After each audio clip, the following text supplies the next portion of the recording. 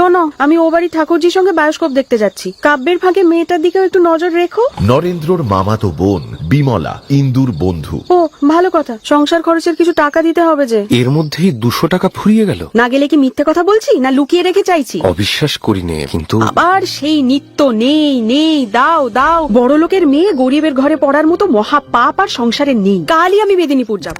বিমলা উপুর হয়ে বই পড়ছিল। ও কি ঠাকুরজি, খবর পাওনি নাকি? পেয়েছি বই কি। তা প্রভুর হুকুম পাওনি বুঝি? না গো, দাসীর আর্জি এখনো পেশই করা হয়নি। সে চুলোয় যাগে ঠাকুরজি, কিন্তু নিজের মুখে নিজেকে দাসী বলে কবুল করতে কি একটু লজ্জা হয় না? তোমার ঠাকুরজি যে মুখ্য মেয়ে মানুষ বউ। ইন্দু মনে মনে অত্যন্ত বিরক্ত হলো। ও ভালো কথা ঠাকুরজি, কাল বাপের বাড়ি যাচ্ছি। না বউ, যেও না। কেন? কেন সে কি বুঝিয়ে বলতে হবে বউ? দাদা তোমাকে তার দুঃখ সুখের কোনো ভারী দেন না, তাকে টের পাও না? স্বামীর ভালোবাসা হারাচ্ছ।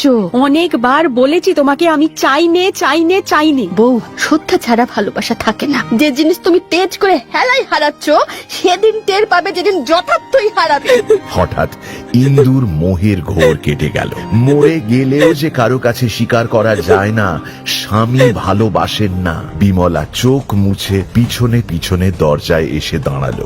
সে দেখলো ইন্দুমতি আস্তে আস্তে চোখের আড়াল হয়ে যাচ্ছে, আর মাটিতে তার সমস্ত দর্প চূর্ণ হয়ে ধুলোয় মিশে যাচ্ছে।